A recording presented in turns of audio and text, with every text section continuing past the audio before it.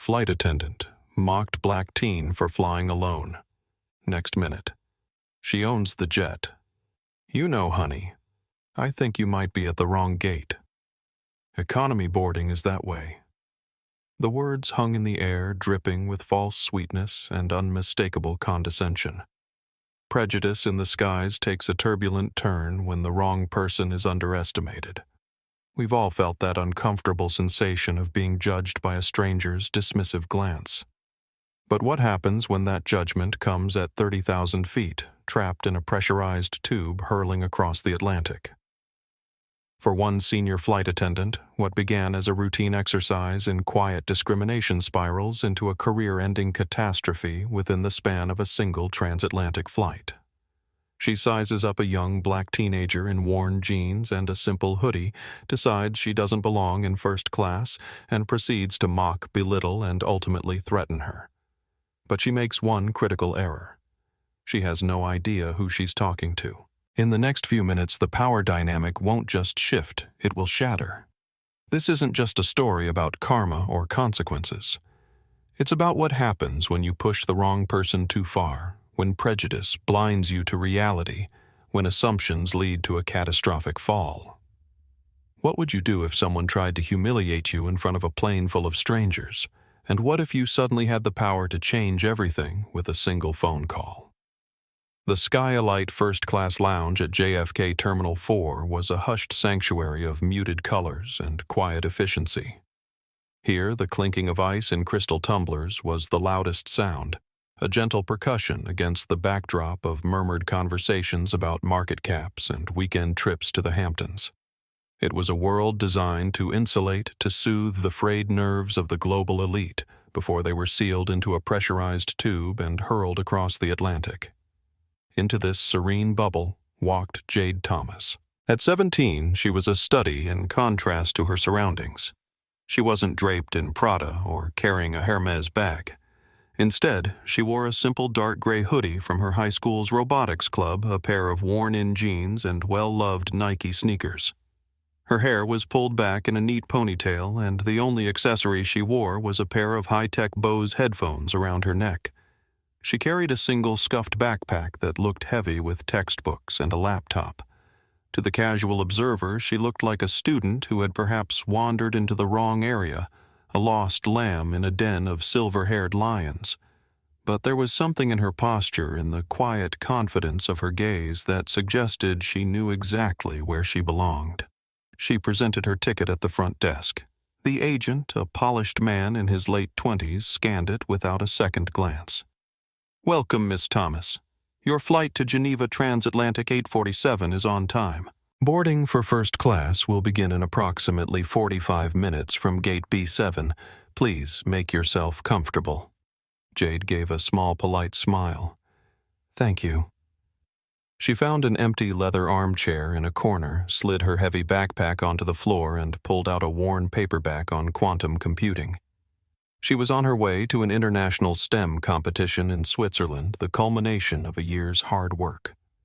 Her team had developed an algorithm that could potentially revolutionize the way quantum computers handle complex medical simulations. The implications for disease research were enormous. She was nervous, excited, and completely focused on the complex equations in her book. Tomorrow, she would be presenting their findings to some of the brightest minds in the field. The weight of that responsibility pressed against her chest, making her breath come a little quicker. She'd been chosen as lead presenter because of her extraordinary ability to explain complex concepts in accessible terms. "You make quantum seem simple," her physics teacher had said. Jade turned a page, making a small notation in the margin. A freshman at Stanford had recently published a paper challenging one of the core assumptions in her team's research. She was formulating a response, a way to incorporate his critique while strengthening their overall thesis. She was so absorbed in fact that she didn't notice the pair of eyes that had been tracking her since she sat down. The eyes belonged to Victoria Palmer. Victoria was a senior flight attendant with Transatlantic Airways, a 22-year veteran of the skies. She carried herself with an air of rigid authority that came from decades of managing unruly passengers and enforcing federal aviation regulations.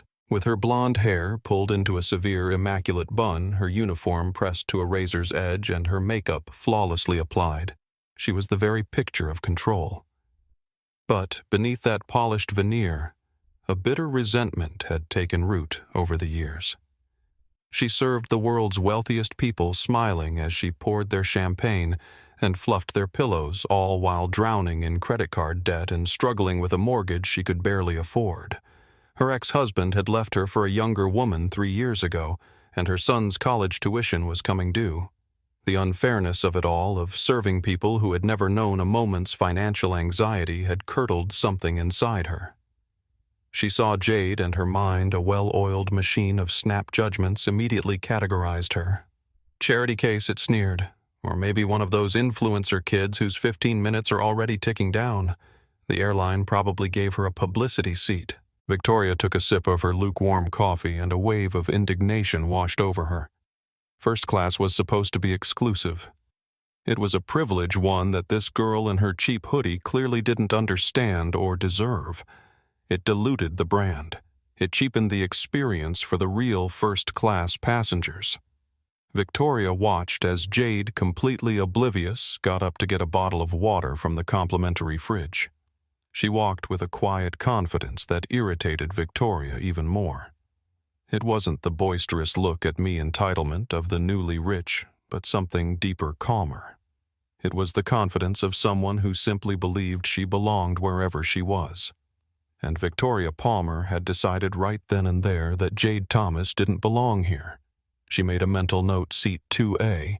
She would be working the first-class cabin on TA-847. This, she thought, with a thin, predatory smile, could be interesting. The storm was gathering, and its unsuspecting eye was a 17-year-old girl reading a book about quantum physics.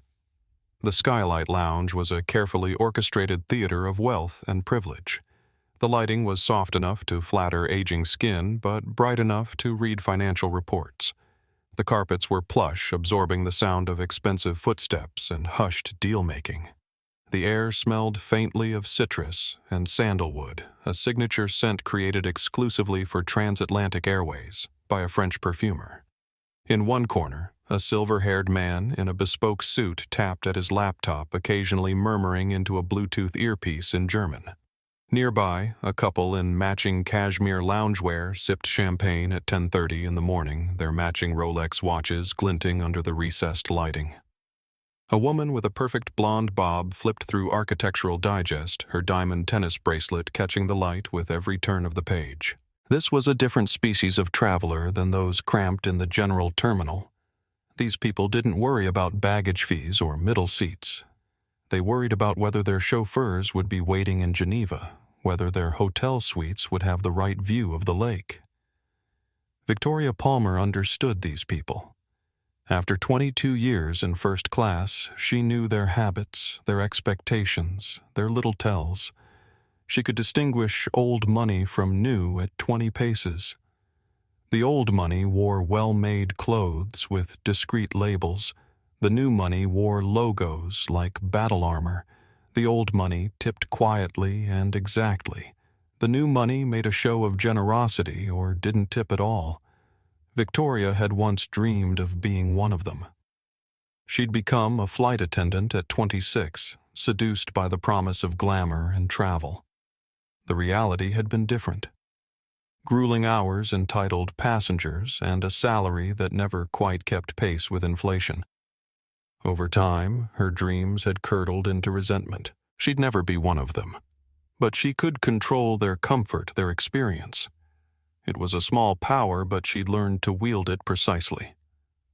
Now, watching Jade read her book on quantum computing, Victoria felt a familiar irritation rise within her.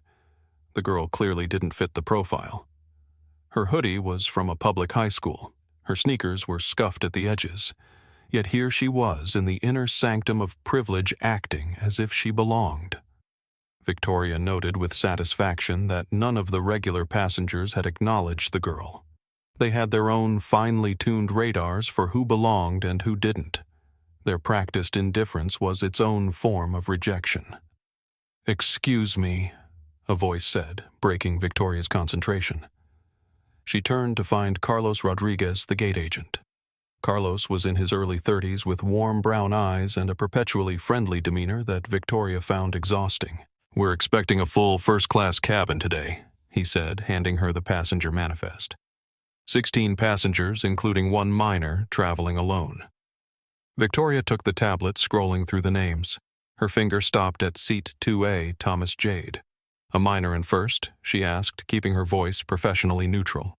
Carlos nodded. "Yep. Ticket was purchased normally. All documentation is in order. She's 17, so no unaccompanied minor procedures needed." "Did you see who dropped her off?" Victoria asked, trying to sound casual. "Parent guardian." Carlos shook his head. "No idea. I just processed the paperwork." He paused, then added, "She seems pretty self-sufficient. Polite, too." Victoria handed the tablet back with a tight smile. "Thanks for the heads up." As Carlos walked away, Victoria took another look at Jade, who was now making notes in the margins of her book. Something didn't add up. A 17-year-old traveling alone in first class, dressed like she'd just come from a public school, reading a book on quantum computing. It had to be a mistake, or worse, a scam. There were stories circulating among crew about sophisticated ticket fraud people using stolen credit cards or manipulating the booking system. It wouldn't be the first time someone had tried to sneak their way into first class. Victoria pulled out her phone and discreetly took a picture of Jade. She sent it to her colleague Diane, who would be working economy on the same flight. "Keep an eye on 2A when she boards.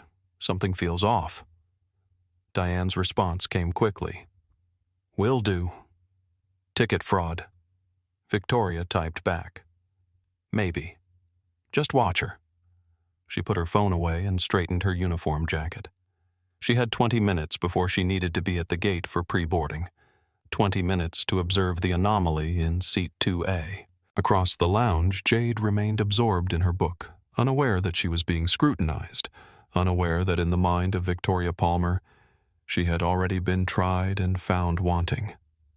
Unaware that a simple flight to a science competition was about to become something far more complicated. An older man sitting nearby glanced at Jade's book, his eyebrows rising slightly in interest. Unlike Victoria, his reaction was one of curiosity rather than suspicion. "Excuse me," he said, his voice carrying the measured cadence of someone accustomed to being heard in courtrooms. "Is that Dawson's quantum computing theoretical approaches?" Jade looked up, momentarily surprised by the interruption. "Yes, it is." "You're familiar with it?" "My wife was a physicist at Columbia for 30 years, he replied with a small smile. "Some of it rubbed off on me." "Jackson Williams," he added, extending his hand. "Jade Thomas," she responded, shaking his hand. "Your wife's work. What was her specialty?" "Quantum coherence," he said. She would have loved to see the progress being made in applying quantum theory to practical computing problems. They chatted briefly about recent developments in the field, Judge Williams, asking thoughtful questions that revealed his layman's but genuine interest in the subject. Victoria watched this interaction from across the lounge, her irritation deepening. The distinguished-looking man was treating this teenager as an intellectual equal, another data point that didn't fit Victoria's narrative.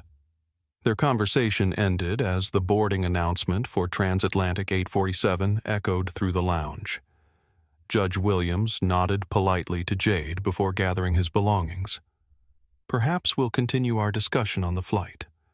I believe I'm in 4C. "I'd like that," Jade replied, slipping her book into her backpack.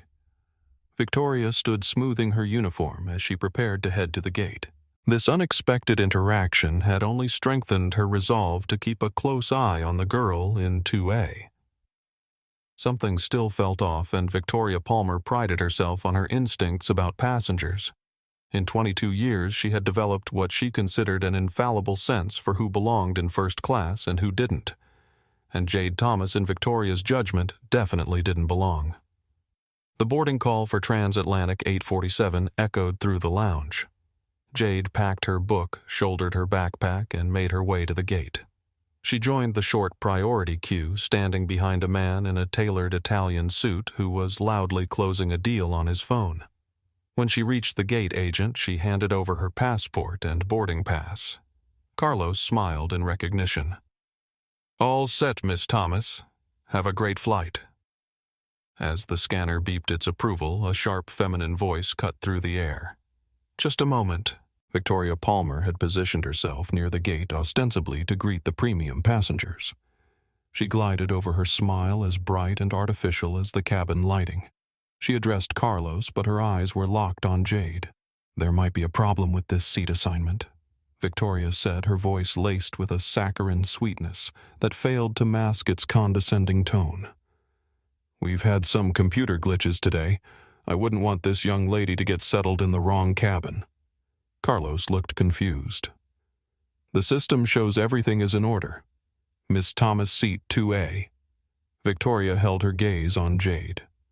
"Honey, are you sure this is your ticket? Were you traveling with a parent? Sometimes they get separated in the system." Jade met her eyes, a flicker of surprise giving way to a calm, steady focus. "No, I'm traveling alone. The ticket is correct." Her voice was even betraying no agitation. This wasn't the first time she'd encountered this sort of subtle questioning, the implied suggestion that she didn't belong. Victoria's smile tightened. "Of course. Well, welcome aboard. Just double-checking." She gestured grandly toward the jet bridge, a queen granting entry to her court. Jade walked down the jet bridge, the encounter leaving a sour taste in her mouth. She'd dealt with prejudice before, the subtle and the overt. She recognized the look in Victoria's eyes. It was the look of someone who had already written a story about her and was now determined to make her play the part. Behind her, Victoria turned to Carlos. "I'm going to keep an eye on her. Make sure everything is legitimate." Carlos frowned slightly. Her ticket and passport checked out. The system would have flagged any issues. "Systems can be manipulated," Victoria replied. "I've seen it before." Carlos didn't look convinced, but he didn't argue further. He had more passengers to process, and Victoria was his senior. "I've seen people jump on tickets that aren't theirs before," Victoria added, seeing his skepticism. "Just last month we had that TikTok prankster trying to sneak into first with a photoshopped boarding pass." Carlos nodded reluctantly, now slightly less sure of his position. Victoria's subtle reference to a previous incident, whether real or invented, had planted just enough doubt to give her leeway. As Victoria turned to continue boarding passengers, she nearly collided with Judge Williams, who had been standing close enough to overhear the exchange. "Quite thorough in your verification process, aren't you?" he said mildly, presenting his own boarding pass. Victoria's professional smile returned instantly. "Safety and security are our top priorities, sir."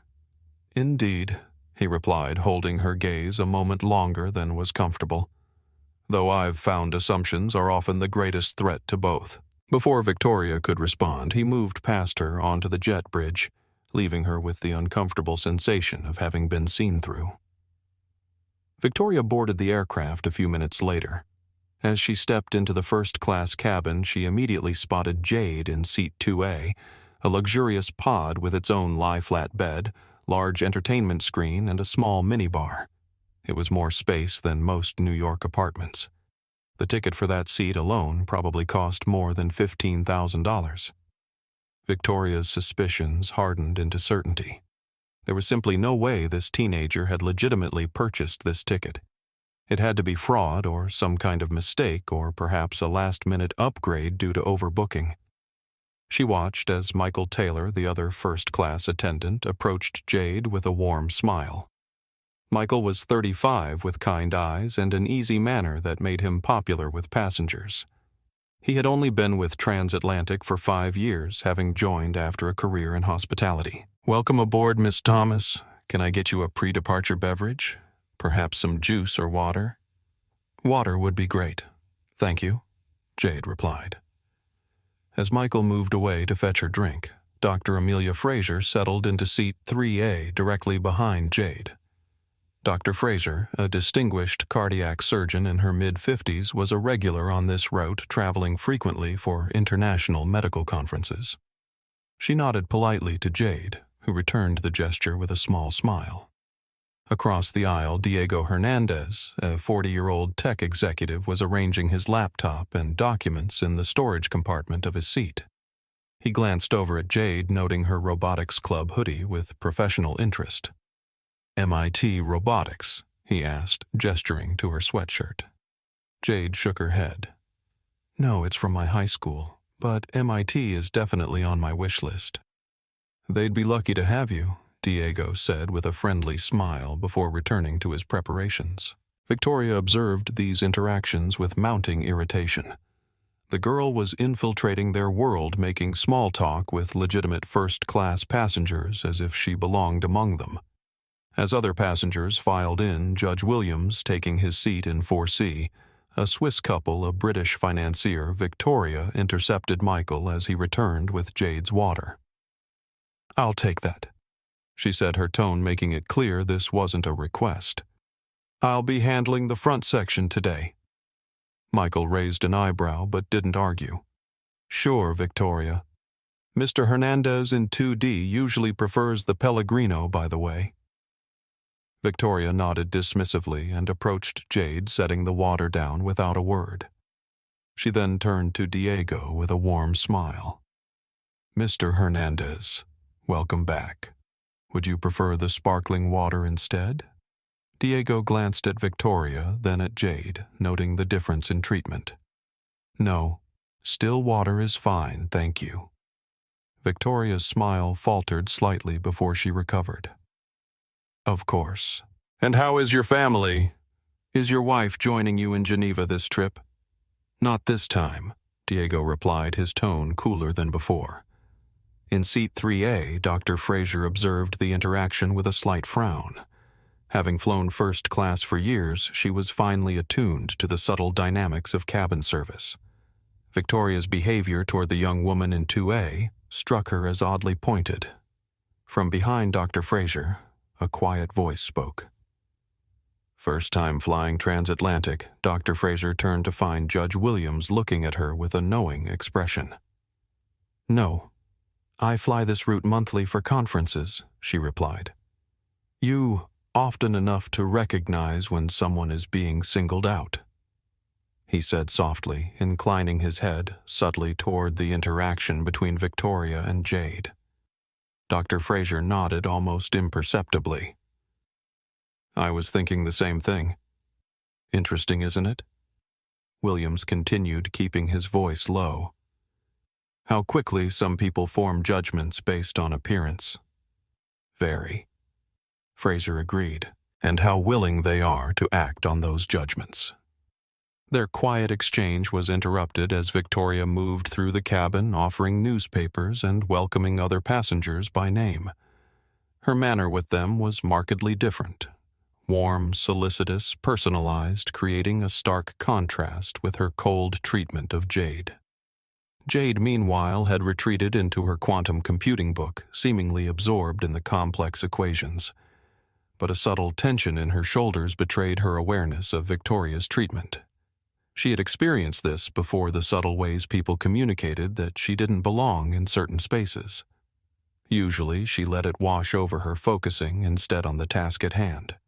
But trapped in a metal tube for the next 7 hours with someone who had clearly decided to make her uncomfortable, that would be more challenging. As the aircraft doors closed and the safety demonstration began, Jade couldn't help but wonder if this would be the extent of it. Subtle discourtesy, cold service, or if Victoria Palmer had more in store for her during the long flight to Geneva. An older woman across the aisle, noticing Victoria's treatment of Jade, caught the teenager's eye and gave her a small smile of solidarity.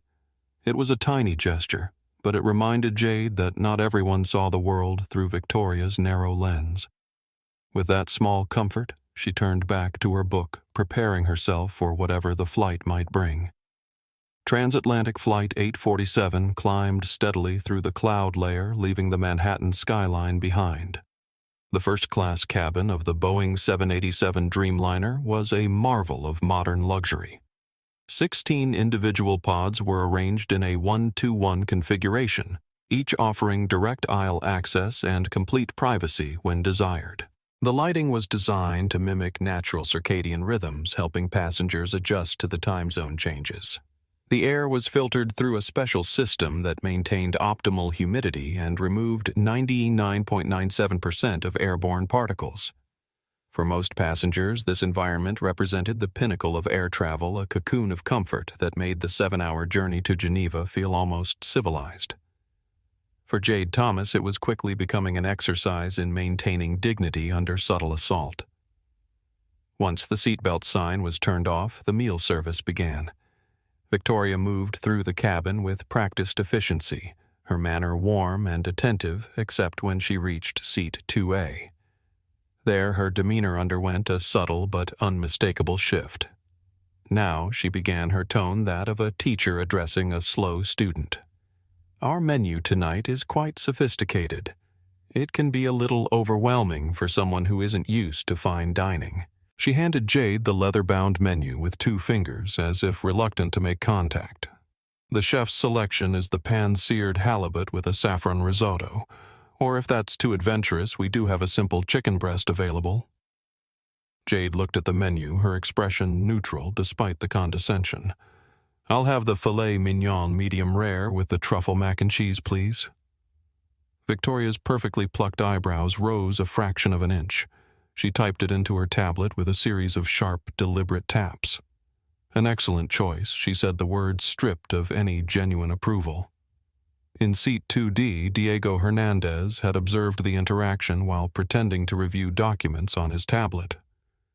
He caught Jade's eye briefly and gave her a small nod of solidarity. The charade continued throughout the meal service. Jade's water glass remained empty just a minute longer than anyone else's.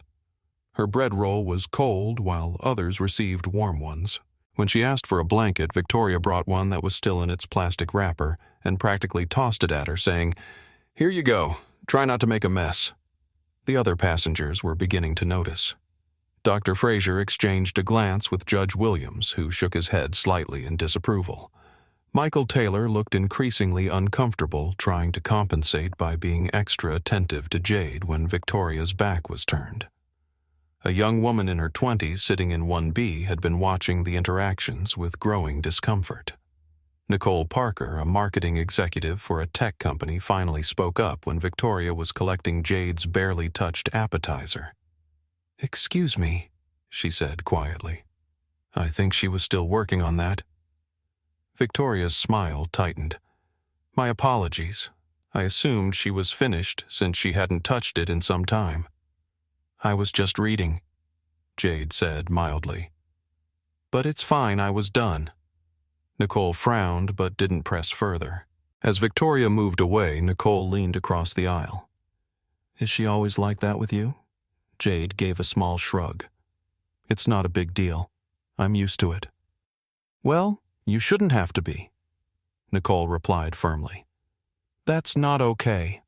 This brief exchange didn't go unnoticed by Victoria, who saw it as further evidence of the girl disrupting her carefully managed cabin. This teenager wasn't just taking up space where she didn't belong. She was now turning other passengers against her. During a lull in the service, Michael approached Victoria in the galley.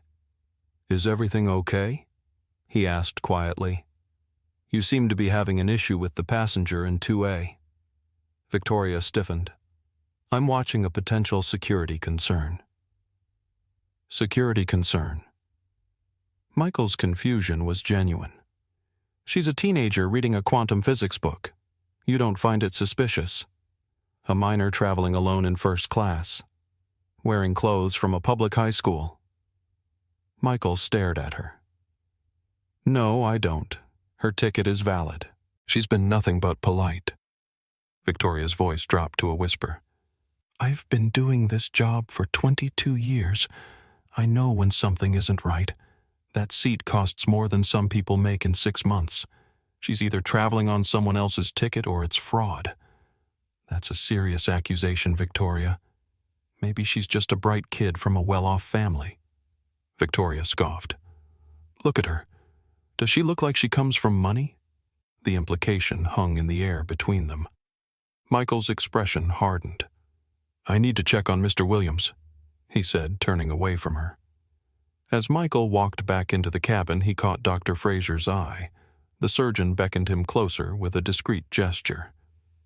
Is everything all right with the senior attendant? She asked, keeping her voice low. Her behavior toward the young woman in 2A seems targeted. Michael hesitated, professional discretion warring with his obvious discomfort.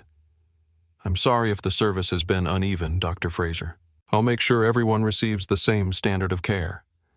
Dr. Fraser nodded, understanding the delicate position he was in. I'm sure you will, Michael. Thank you. Meanwhile, Judge Williams had been observing the situation with increasing concern. Having spent decades on the bench, he was adept at reading people and situations. What he was witnessing wasn't merely poor service, it was a pattern of deliberate microaggressions. As a black man who had risen through the ranks of a predominantly white legal system, he recognized the signs all too well. I've seen this movie before, he murmured to Dr. Fraser. As have I, she replied quietly. Though usually in hospital boardrooms, not aircraft. One would think that in 2025 we'd have moved beyond this. Williams said, his tone resigned. One would think Fraser agreed, and yet they both watched as Victoria returned to the cabin, making a show of checking on each passenger, asking the Swiss couple if they needed anything, chatting amiably with the British financier about London restaurants, ensuring Judge Williams had the correct vintage of wine. When she reached Jade, her manner changed again. Finished, she asked curtly, gesturing to the remains of Jade's meal. Yes, thank you, Jade replied, her voice steady. Victoria removed the tray with a brisk efficiency that bordered on rudeness. As she turned away, Judge Williams called out, Excuse me, Ms. Palmer. Victoria turned her professional smile immediately back in place. Yes, Judge Williams. Can I get you anything? I couldn't help but notice that my young neighbor here has an empty water glass. Perhaps you could refill it when you have a moment. The rebuke was gentle but unmistakable. Victoria's smile froze for a split second before she nodded.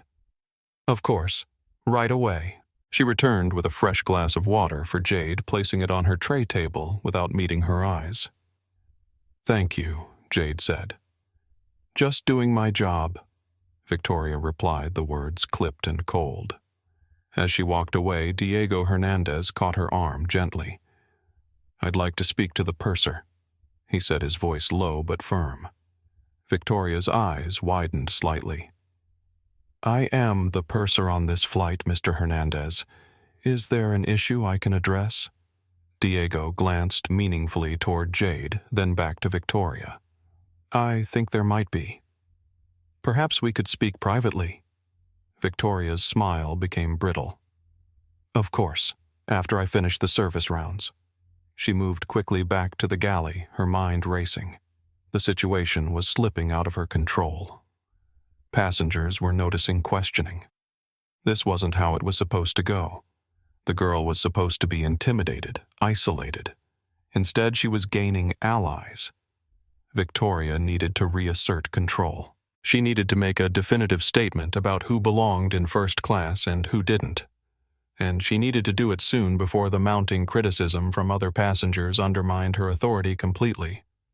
The opportunity would present itself sooner than she expected. Jade stared out the window at the endless expanse of clouds, their tops gilded by the setting sun. The beauty of the scene contrasted sharply with the ugliness she had experienced inside the cabin. She thought about texting her father but decided against it. He had enough on his plate with the merger negotiations, and what would she say anyway? A flight attendant is being mean to me. It sounded childish even in her own mind. Instead, she closed her eyes and recalled a conversation they'd had last summer sitting on the deck of their lake house in Vermont. Dad, she had asked, watching a pair of eagles circle high above the water. Do you ever get tired of proving yourself? Jonathan Thomas had looked at his daughter, understanding immediately what she was asking. At 45, he was one of the most successful tech entrepreneurs in the country, the founder of Quantum Nexus Technologies, a company that had revolutionized satellite communications and computing infrastructure. Yet he still encountered boardrooms where he was the only black face, still endured subtle questions about his credentials, still saw surprise in people's eyes when they learned who he was. It's not about proving yourself to them, Jade. He'd said, his deep voice thoughtful. It's about knowing yourself so well that their doubt can't touch you. But it does touch me, she'd admitted. When people look at me like I don't belong in advanced physics, or when they assume I got into Stanford because of diversity quotas rather than my GPA. He had nodded, his eyes sad but resolute. I know, sweetheart, and it's not fair. But here's what I've learned. Dignity isn't negotiable. It's not something others can give or take away. It's something you carry inside you. How do you not get angry? Oh, I get angry. He'd laughed, the sound warm and genuine. But I choose when and how to show it. Anger is like fire. It can warm your house or burn it down. The trick is controlling the burn. So, what do you do when people try to make you feel small? He had looked at her, his expression serious. I remember who I am. Not just my achievements or my bank account, but my character. And then I make a decision about whether this is a battle worth fighting or a person worth educating. And if it is, then you stand your ground. Not with shouting or threats, but with the quiet certainty that you belong wherever you decide to be. Power isn't about dominating others, Jade. It's about refusing to let others dominate you. He had paused, then added, but there are times when you need to draw a clear line.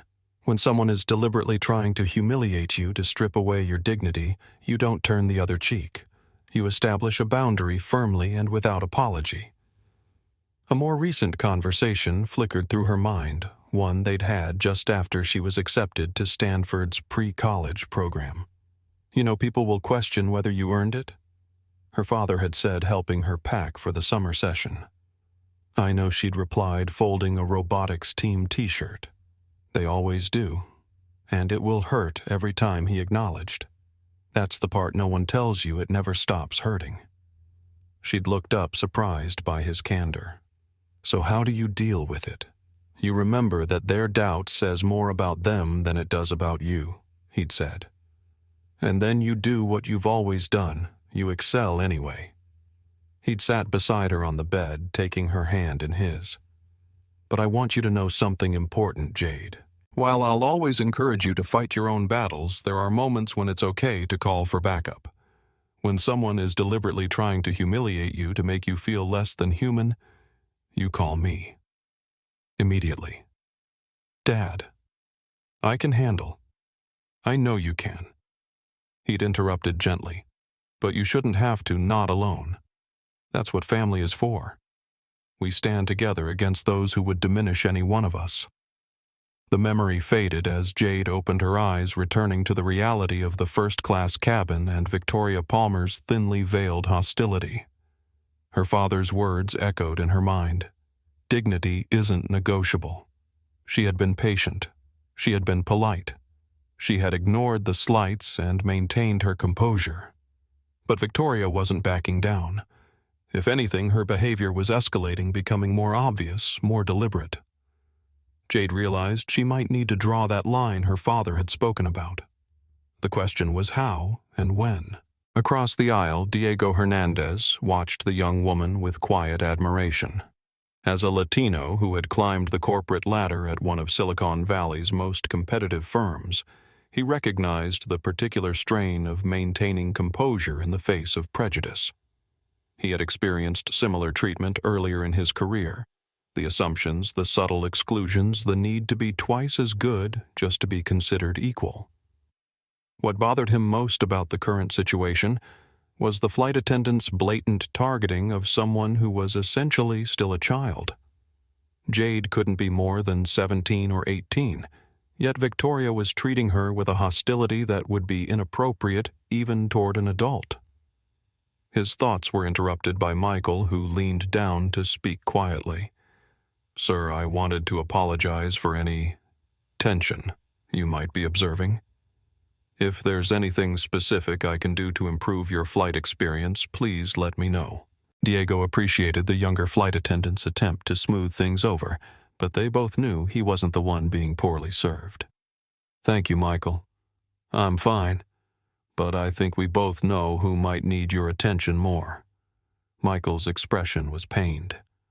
"I'm doing my best, sir. It's a delicate situation. I understand.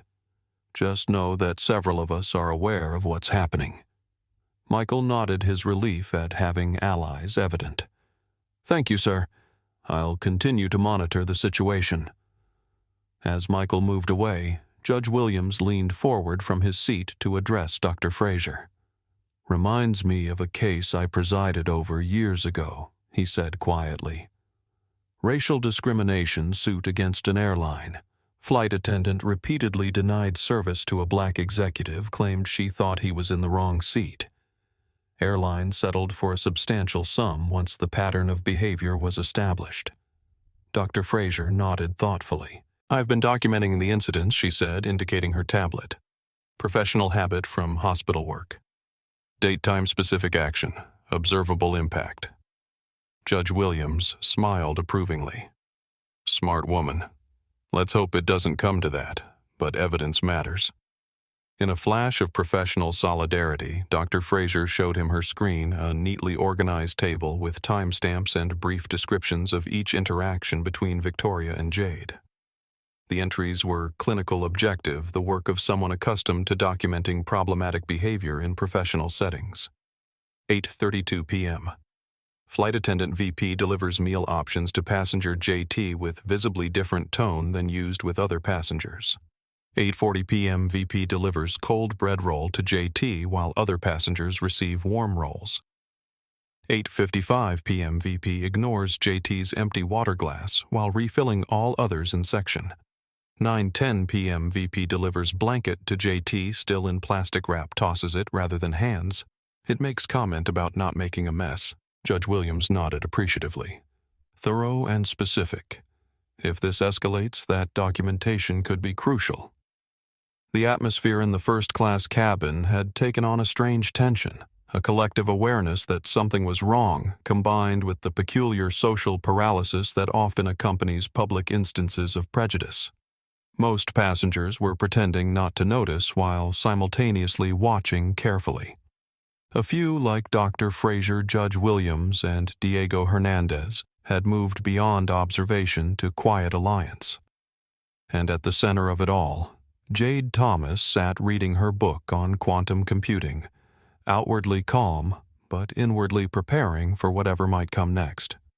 She briefly considered using the aircraft's Wi-Fi to text her father just to let him know what was happening, but something held her back. Part of it was pride. She'd handled Prejudice before and could handle it again. Part of it was practicality. What could he do from the ground while she was at 37,000 feet? And part of it was a growing determination to see this through on her own terms, to establish that boundary her father had spoken about firmly and without apology. What she didn't realize was how quickly that opportunity would present itself and how dramatically it would change everything. 2 hours into the flight, somewhere over the vast, dark expanse of the Atlantic, Jade finished reviewing her presentation notes. Her eyes were tired from the strain of reading complex equations in the cabin's dim lighting. She decided to recline her seat into its lie-flat position and rest for a while before the next meal service. She pressed the button on her armrest, expecting the seat to smoothly transform into a bed. Instead, it made a slight mechanical whir but remained upright. She tried again, pressing more firmly. The seat shifted slightly, then stopped at a half-reclined position. After a few gentle tries, Jade pressed the call button. Michael was there in seconds. "Is everything all right, Miss Thomas?" "Hi, Michael. My seat seems to be stuck. I can't get it to recline fully," she explained quietly. "Let me take a look," he said, kneeling down. "Sometimes the mechanism can be a bit finicky." He examined the controls, pressing a few buttons in sequence. You're right. It seems to be jammed. Let me try the manual override." Just as he was reaching for the override panel beneath the armrest, Victoria materialized as if she had been waiting for this moment. "What seems to be the problem here?" she asked, her voice sharp. "Just a small issue with the seat, Victoria." "I think I can fix it," Michael said, trying to de-escalate a situation that hadn't even started. Victoria shot him a withering glare before turning her full venomous attention to Jade. "You probably broke it," she said, her voice low but carrying in the quiet cabin. "These pods are very sensitive. You have to know how to operate them properly. They aren't toys." The accusation was so absurd, so blatantly hostile that it stunned the nearby passengers into silence. Dr. Fraser lowered her tablet. Diego Hernandez stopped typing mid-email. Judge Williams' expression darkened. Nicole Parker, in 1B, who had been half asleep, sat up straight, suddenly alert. "Excuse me," she said, her tone incredulous. "Did you just accuse her of breaking the seat?" Victoria's head snapped toward Nicole. "I'm simply stating that these seats are complex mechanisms that require proper handling." I pressed the button marked Recline. Jade said, her voice steady despite the public confrontation. "I'm fairly certain that's the correct procedure. Are you suggesting I'm incapable of operating a button?" "I'm suggesting," Victoria hissed, leaning closer, her voice dropping to a conspiratorial whisper that was somehow more insulting than a shout, "that you're in a place you don't belong and your presence here is a disruption. I've been checking the passenger manifest. I've cross-referenced everything. There is simply no way a teenager on their own legitimately purchased a $16,000 ticket. It's a fraudulent booking or a computer error, and I am going to correct it." This was it, the ultimate escalation. It was no longer about bad service. It was a direct accusation of fraud. Michael stood up, his face pale. "Victoria, that's completely out of line. You can't accuse a passenger of that." "Stay out of this, Michael," she snapped. "I'm the senior attendant here. I'm in charge." She turned back to Jade, her face a mask of smug triumph. "Now I'm going to give you two options.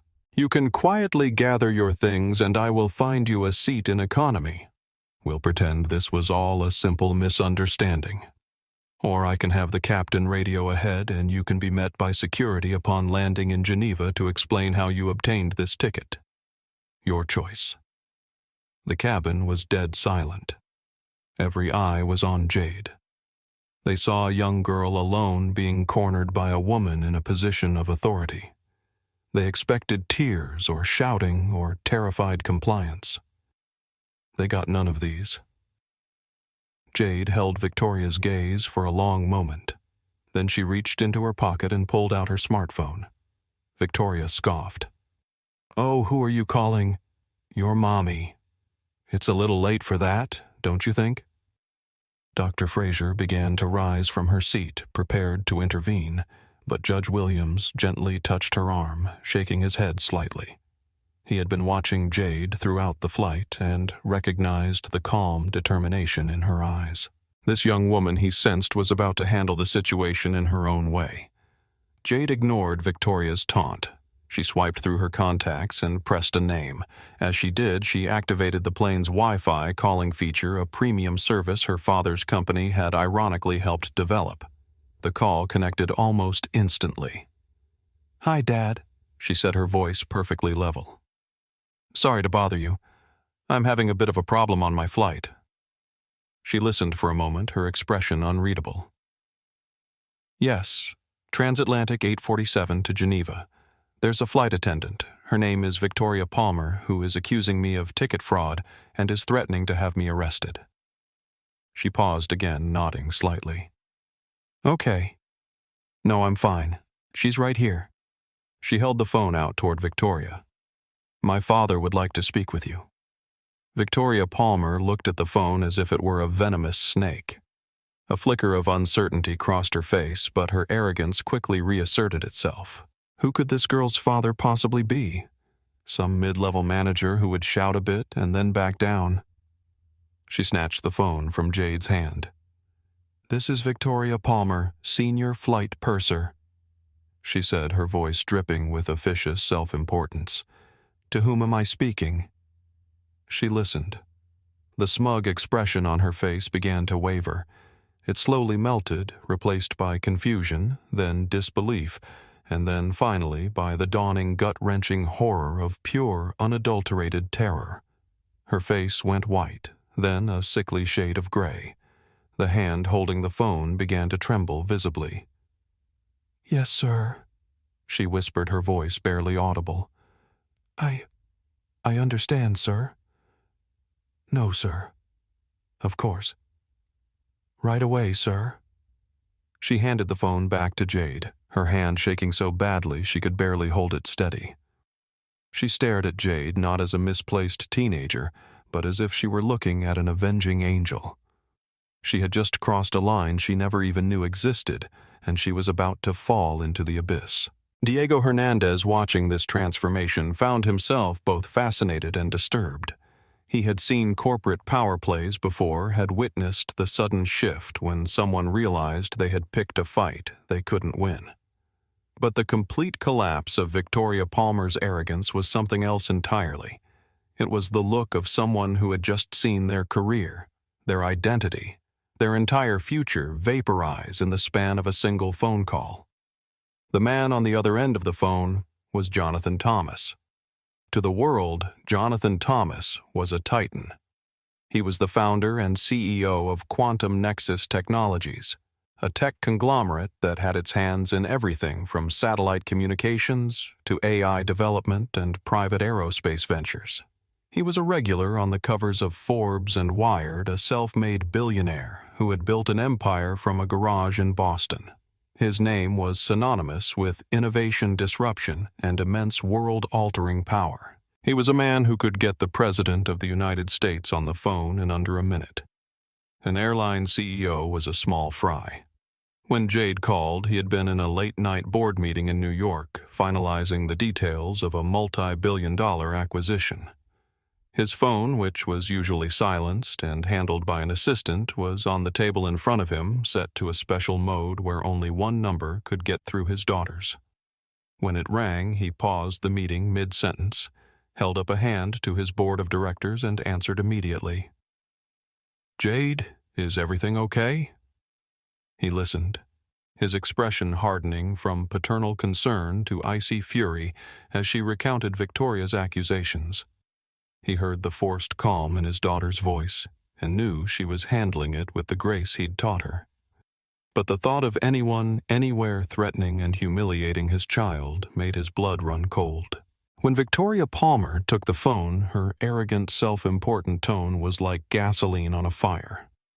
"This is Victoria Palmer, Senior Flight Purser." "To whom am I speaking?" Jonathan's voice was quiet, almost gentle, but it carried the chilling weight of absolute authority. "Ms. Palmer, this is Jonathan Thomas. I believe you are on a plane that is currently using Quantum Nexus satellite hardware for its Wi-Fi and navigation systems, which my company owns. You are also on a plane whose engine turbines contain patented alloy components, which my company also manufactures. And you are at this moment threatening my daughter." Silence. He let the words hang in the air, allowing the full implication to sink in. "You have made a grave error in judgment. Miss Palmer?" he continued, his voice dropping even lower, colder. "You are not fit to serve the public, let alone wear a uniform that represents customer service. Your career with Transatlantic is over. That is not a threat. It is a statement of fact that will be executed in the next 5 minutes. Now give the phone back to my daughter." While Victoria was stammering her apologies, Jonathan was already texting his chief of staff. The instructions were simple and brutal. Call Robert Ellison, CEO of Transatlantic Airways. Now. Tell him flight TA-847 has a problem. My daughter is being harassed by a flight attendant named Victoria Palmer. By the plane. His chief of staff, a woman accustomed to strange and powerful requests, didn't question the last 3 words. She just acted. On board TA-847, chaos was beginning to ripple outward from seat 2A. Victoria stood frozen, her mind struggling to process the name Jonathan Thomas. She knew it. Everyone knew it. It was like hearing God introduce himself over the phone. Jade took her phone back. "Dad." "Yes, I'm okay. Okay, I will. Love you too." She hung up and looked at Victoria, who was now staring at her with wide, terrified eyes. "You should probably go back to the galley now," Jade said, her voice devoid of triumph or malice. It was a simple, factual statement. Around them, the atmosphere in the cabin had changed completely. Judge Williams was watching with the expression of someone who had just witnessed a textbook example of consequences in action. Dr. Fraser had returned to her documentation, now recording this pivotal interaction with clinical precision. Diego Hernandez sat back in his seat, eyebrows raised, processing what he had just witnessed. And Nicole Parker was filming discreetly on her phone, recognizing a viral moment when she saw one. Before Victoria could move, the chime for the in-flight phone rang in the galley. A moment later, a flustered Michael approached the cockpit door and knocked. It opened, and the co-pilot leaned out. After a brief, hushed exchange, the co-pilot disappeared back inside. A minute later, the cockpit door opened again. This time, it was Captain Robert Wilson himself. He was a tall, authoritative man with silvering hair at his temples and a calm demeanor that had been cultivated over 30 years of flying. But right now, his face was a mask of bewilderment and immense stress. He walked directly into the first-class cabin, his eyes scanning the passengers until they landed on Jade. He walked over, ignoring the still paralyzed Victoria completely. "Miss Thomas," he asked, his voice full of a respect that had been absent moments before. "I'm Captain Wilson.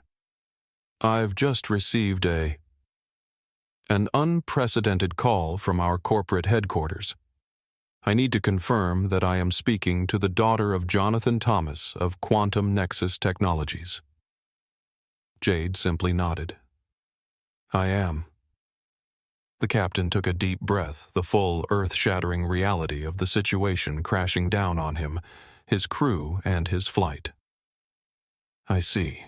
Well, Miss Thomas, on behalf of Transatlantic Airways, I need to offer you my most sincere and profound apologies for the treatment you have received from a member of my crew." He shot a look at Victoria that could have melted steel. "This is an unforgivable lapse in professionalism." He then looked around at the bewildered first-class passengers.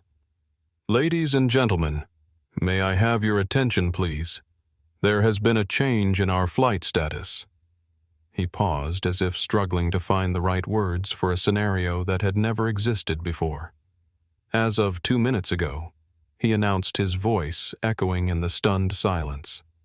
"This aircraft, Transatlantic Flight 847, is no longer a commercial flight. It has been chartered privately for the remainder of the journey to Geneva. This plane is now operating as a private jet for Miss Jade Thomas." The captain's announcement hung in the air, thick and unbelievable. A commercial transatlantic flight mid-air suddenly turned into a private charter. It was impossible. It was absurd. It was something out of a movie. Diego Hernandez, the tech executive in 2D, let out a low whistle. He'd negotiated hostile takeovers, bought and sold companies worth billions, but he had never in his entire life heard of someone buying a plane out from under its passengers while it was in the air. The sheer audacity, the raw, unapologetic display of power was breathtaking. He looked at Jade not just with respect, but with a kind of awe. She wasn't just some rich kid. She was the heir to an empire, and he had just witnessed the empire strike back. The Swiss couple looked utterly baffled, whispering to each other in rapid German. Dr. Fraser and Judge Williams exchanged a glance that contained volumes. The other passengers just stared, their minds trying to compute what they had just heard.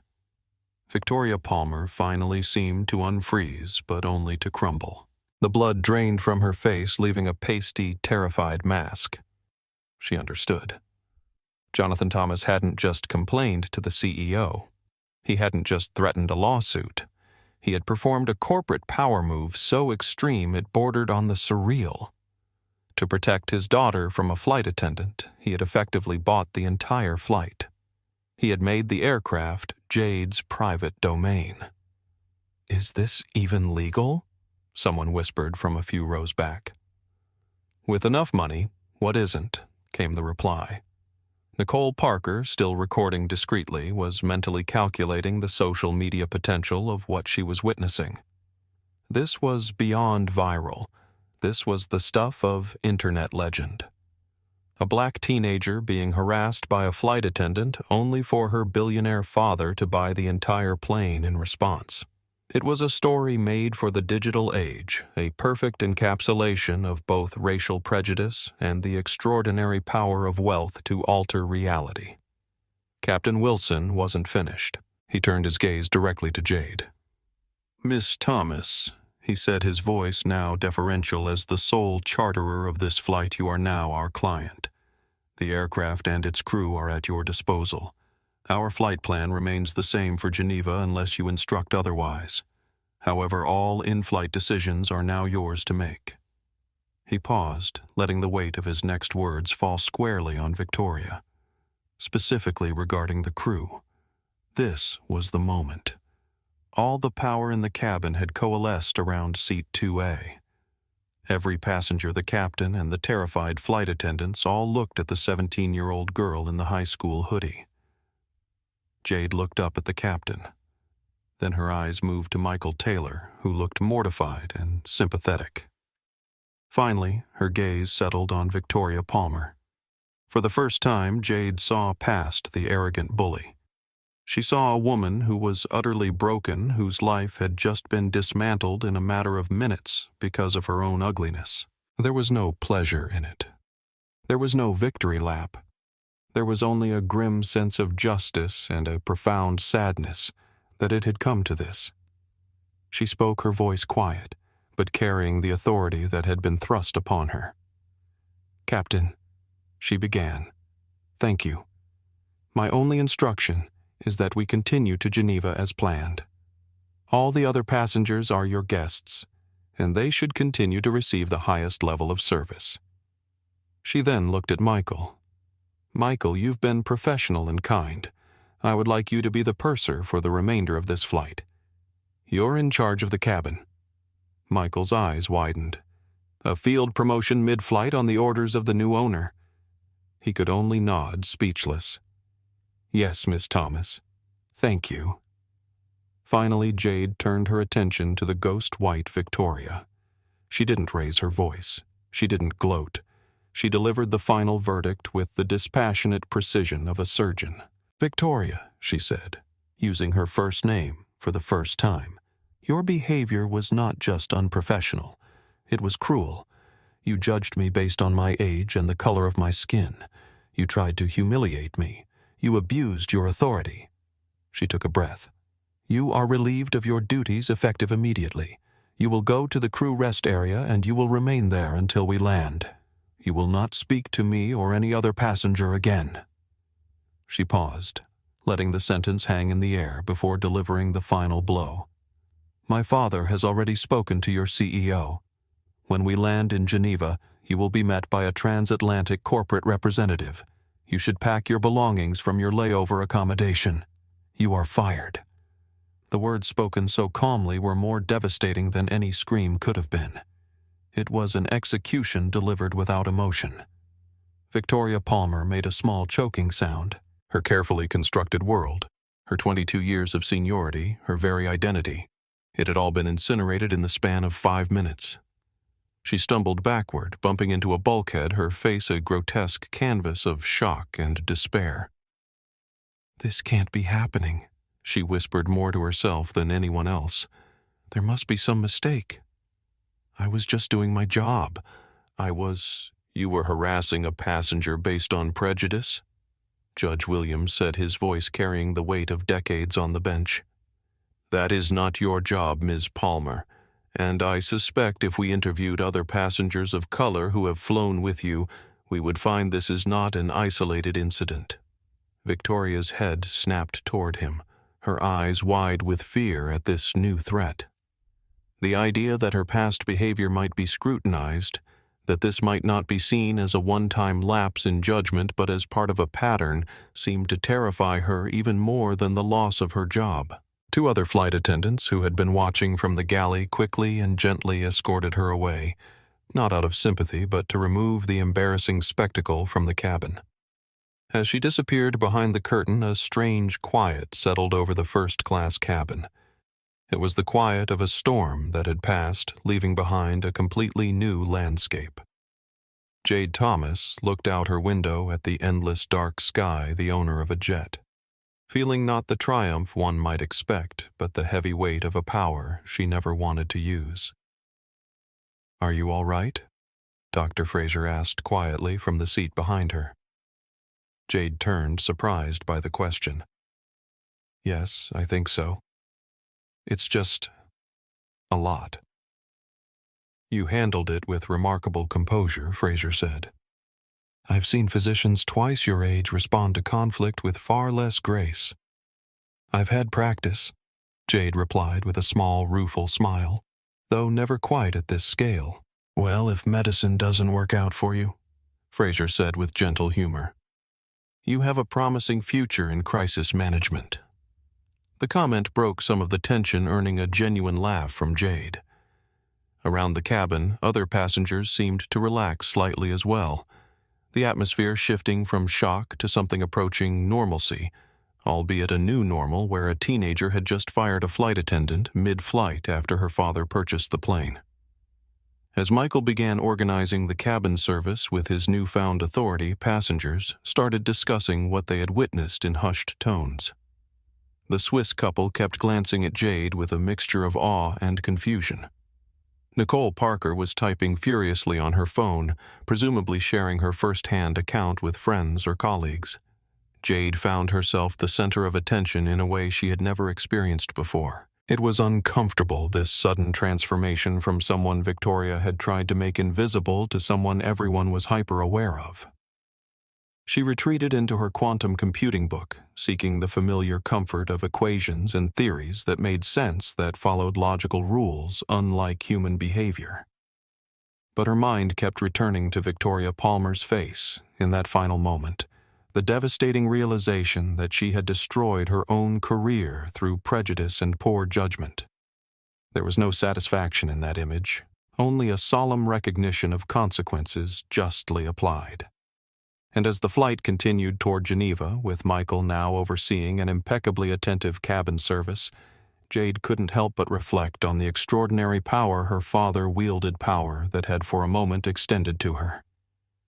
It was a sobering realization, carrying with it a weight of responsibility she was only beginning to comprehend. The quiet that followed Victoria's departure was thick with a peculiar tension, not the hostility of before, but a stunned awareness that the passengers had just witnessed something extraordinary. It was the silence of people trying to process a scenario that fell outside all normal parameters of air travel. Michael Taylor, newly promoted to purser, was the first to break it. He approached Jade's seat with a glass of water. "Miss Thomas," he said, his voice pitched low. "For privacy, is there anything else I can do for you?" Jade looked up at him. She saw the concern in his eyes, the genuine desire to make things right. "My seat," she said. "It's still not fully reclining." "Of course. Let me fix that for you right away." As Michael knelt to address the seat mechanism, Dr. Fraser leaned forward. "Are you all right, dear?" she asked softly. Jade turned to the older woman, recognizing the concern in her voice. "I'm fine, thank you. Just a bit overwhelmed." Dr. Fraser nodded. "Understandable. That was quite a situation. You handled it with remarkable composure." "I didn't want to create a scene," Jade admitted. "I just wanted to be treated like everyone else. Sometimes standing up for that basic dignity creates a scene," Dr. Fraser said. "It's not your responsibility to make Prejudice comfortable." From across the aisle, Diego Hernandez spoke up. Your father's response was impressive. Jade couldn't help a small smile. Dad doesn't believe in half measures. Clearly, Diego replied, his tone caught between admiration and disbelief. I've been in tech for 15 years. Your father is a legend. The Quantum Nexus satellite network revolutionized global communications. He started coding in our basement. Jade said, a note of pride creeping into her voice. Mom used to bring him sandwiches because he'd forget to eat. The simple humanizing detail seemed to break some of the tension. Several passengers smiled. Judge Williams, who had been silently observing, finally spoke. Young lady, what you experienced today happens far too often, though rarely with such dramatic resolution. I hope you know that Victoria's behavior reflects only on her, not on you. Jade nodded. Thank you, sir. Michael stood up, having fixed the seat. There you go, Miss Thomas. It should recline fully now. Thank you, Michael. And please just call me Jade. As Michael moved away to attend to other passengers, Jade's phone buzzed with a text message. It was from her father. Everything okay now? Do you need anything else? She typed back. I'm fine, Dad. Thanks for the quick response. But did you really need to buy the plane? His reply came instantly. Technically, I only chartered it. Though by now, Nicole might have acquired a controlling interest in transatlantic. She gets enthusiastic. Jade shook her head, smiling despite herself. Nicole Reyes was her father's chief of staff, a brilliant former Wall Street executive with a reputation for executing Jonathan Thomas's directives with terrifying efficiency. You're unbelievable, she texted back. Love you too, sweetheart. Call me when you land. A follow-up text came through. And Jade, I'm proud of you for standing your ground. That takes courage. This last message brought unexpected tears to Jade's eyes. She blinked them away quickly, not wanting to draw more attention to herself. Her father's approval had always mattered to her, but in this moment, knowing that he recognized the strength it had taken to face Victoria's prejudice head-on before calling him, it meant everything. Meanwhile, in the cockpit, Captain Wilson was on a secure line with Transatlantic's CEO, Robert Ellison. The conversation was one-sided, with the captain mostly listening and occasionally saying, "Yes, sir," and "Understood, sir." When he returned to the cabin, his composed demeanor had been restored, though there was a new tightness around his eyes. "Miss Thomas," he said, approaching Jade's seat. "I've been instructed to inform you that a corporate representative will be meeting our flight in Geneva to personally address today's incident. Mr. Ellison, our CEO, has asked me to convey his deepest personal apologies." "Thank you," Captain Jade replied. "I appreciate that. I hope you understand that my issue was specifically with Ms. Palmer's behavior, not with Transatlantic as a whole." "That's very gracious of you," the captain said, relief evident in his voice. "If there's anything else you need during the remainder of our flight, please don't hesitate to ask." As he returned to the cockpit, Diego leaned across the aisle again. "So," he said with a wry smile, "what's it like to own a plane at 17? Jade laughed, a genuine sound that helped dissipate the last of the tension. "Technically, my dad's the one who owns it, or chartered it, or whatever just happened." Still, Diego said, that has to be the most dramatic response to poor customer service in aviation history. "My dad is protective," Jade said, searching for the right word. "He doesn't tolerate people being mistreated, especially his family." "With good reason," Dr. Fraser interjected. "What that woman did was completely unacceptable." "Indeed," Nicole Parker added, joining the conversation from across the aisle. "I've faced my share of prejudice in corporate settings, but what she did was blatant and ugly. You know," Judge Williams said thoughtfully, "there's something instructive in what we witnessed tonight. Most instances of prejudice go unchecked because the target lacks the power to force accountability." "Exactly," Diego agreed. I've been in situations where I was clearly being treated differently because of my accent or my name. But I didn't have a billionaire father to call, which raises uncomfortable questions about justice. Williams continued, "Should accountability for prejudice depend on the target's access to power?" "Of course not," Dr. Fraser said firmly. "But in the absence of institutional safeguards, sometimes individual power is the only recourse." "That's what my dad always says," Jade offered. "He believes in changing systems, not just punishing individuals, but he also says that sometimes you need to do both." As the conversation continued, Jade was struck by how quickly she had been accepted by these accomplished adults.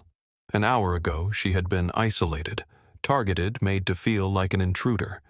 Now she was at the center of a thoughtful discussion about power, prejudice, and accountability. The transformation was dizzying. But even as she engaged with her fellow passengers, part of her mind wandered to Victoria Palmer, now confined to the crew rest area. What was going through her mind? Regret, anger, fear for her future. It was strange to think that a woman who had held such power over her comfort and dignity just hours ago was now effectively her employee, waiting in isolation for the consequences of her actions. The thought wasn't satisfying. It was sobering. Power could shift in an instant, but what mattered was how it was wielded. Her father had taught her that too. Meanwhile, on the ground, Nicole Reyes was orchestrating a corporate response that would be studied in business schools for years to come. Jonathan Thomas's initial directive. Buy the plane had been slightly modified in execution. Instead of literally purchasing the aircraft, Quantum Nexus had acquired enough shares in Transatlantic Airways to demand immediate action. Robert Ellison, Transatlantic's CEO, had been pulled from a dinner with investors in London to deal with the crisis. When told that Jonathan Thomas's daughter had been harassed by one of his flight attendants, he had gone pale. Quantum Nexus not only provided critical communications technology to Transatlantic, but was also considering the airline for an exclusive corporate travel contract worth hundreds of millions. Within minutes, he had issued directives that transformed TA-847 into a private charter, effectively giving Jade Thomas complete authority over the aircraft. Victoria Palmer's termination was approved without question, and plans were made for damage control on a massive scale. By the time Jade's flight was halfway to Geneva, the incident had already become a case study in how quickly corporate priorities could shift when a powerful client was wronged.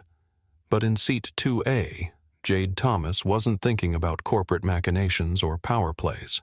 She was thinking about her presentation tomorrow, about the equations in her book, and about how to navigate a world where her identity would always be a complex equation of its own, one that included not just her race and gender, but also the immense privilege of her family name. She wasn't naive. She understood that without her father's intervention, Victoria's behavior might have gone unchecked. The flight attendant might have continued harassing her, might even have had security waiting in Geneva. Her word against Victoria's with institutional power aligned against her. That realization was uncomfortable.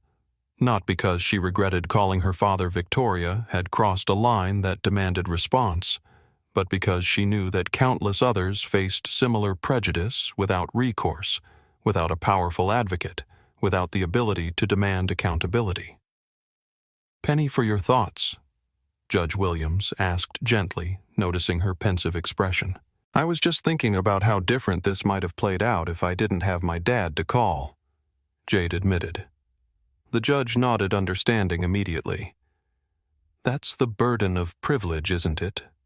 Recognizing that the justice you received is often denied to others." "So what do you do with that recognition?" she asked. That Williams said with a small smile is the question that has defined my entire career, and I suspect it's one you'll be wrestling with long after this flight is forgotten. As the plane continued its journey across the Atlantic, carrying its unusual mix of passengers toward Geneva, Jade found herself in a strange new reality. The flight attendants now approached her with a deference that bordered on reverence. Fellow passengers regarded her with a mixture of curiosity and respect. And somewhere in the crew rest area, Victoria Palmer sat alone contemplating the ruins of her career. In the cockpit, Captain Wilson was receiving real-time updates from Transatlantic's corporate headquarters. The company was in crisis mode, executives being pulled from their beds in the middle of the night to address what was rapidly becoming both a PR emergency and a potential legal nightmare. The stakes had escalated dramatically when they learned that Judge Williams was on board and had witnessed the entire incident. Back in New York, Jonathan Thomas had returned to his board meeting after ensuring his daughter's safety. When questioned about the brief interruption, he simply said, "A situation required my attention." It's been handled. His board members, accustomed to his decisive management style, asked no further questions. But news of what had happened was already beginning to spread through certain circles, carried by text messages from Nicole Parker and other passengers with connections in the business world. By the time Flight 847 began its descent toward Geneva, hashtags related to the incident were trending on social media platforms. Hashtag First Class. While Black and hashtag Billionaire Dad Justice were gathering thousands of posts per hour, fueled by Nicole Parker's cryptic but tantalizing posts about witnessing corporate karma in real time at 37,000 feet. For Jade, however, the remainder of the flight was surprisingly tranquil. After the confrontation with Victoria, she had finally been able to recline her seat fully thanks to Michael's adjustments. She had managed to get a few hours of sleep, preparing herself for the competition ahead. When she woke, the cabin was quiet, most passengers either sleeping or working quietly on their devices. She found Judge Williams awake, reading a legal brief by the soft glow of his seat light. "How are you feeling?" he asked, noticing her stirring. "Better," she replied. "More rested." "Good. You have a big day ahead from what I understand. Some kind of scientific competition?" Jade nodded. "An international STEM challenge. My team developed an algorithm for quantum computing applications in medical research." "Impressive." Williams said genuine admiration in his voice. "You know, my wife would have loved to discuss that with you. She was always excited about young women entering scientific fields." "Was she a scientist herself?" "A physicist. Quantum coherence was her specialty. She passed away 5 years ago, but her work continues through her students." "I'm sorry for your loss," Jade said softly. "Thank you. She lived fully and left her mark on the world. That's all any of us can hope for." He regarded Jade thoughtfully. "You're on your way to doing the same, I think. Not just because of your scientific work, though, that's certainly important, but also because of how you carry yourself in moments like what happened today." "I just did what seemed right," Jade replied, uncomfortable with the praise. "That's precisely my point. Your instinct was to stand your ground with dignity, not to lash out or cower. That's a rare quality at any age, but especially at 17. Their conversation was interrupted by the captain's announcement that they were beginning their descent into Geneva. The cabin lights brightened gradually, and flight attendants moved through the cabin, ensuring that seats were upright and tray tables stowed. Michael approached Jade's seat, his manner professional but friendly. "We'll be landing in about 20 minutes. Jade," he said. "Is there anything you need before we begin our descent?" "No, thank you, Michael. Everything's fine." He hesitated, then added in a lower voice, "I just wanted to say, what happened earlier? It wasn't right. I should have intervened sooner."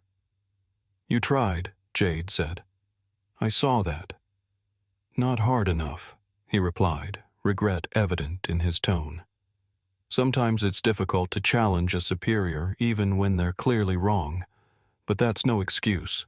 We all have moments when we wish we'd done more," Judge Williams interjected gently.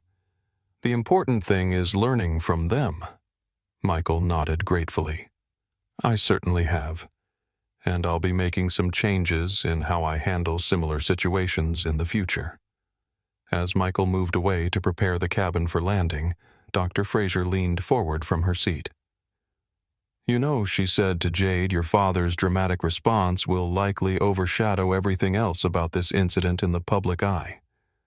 People love stories about the wealthy exercising power in unexpected ways.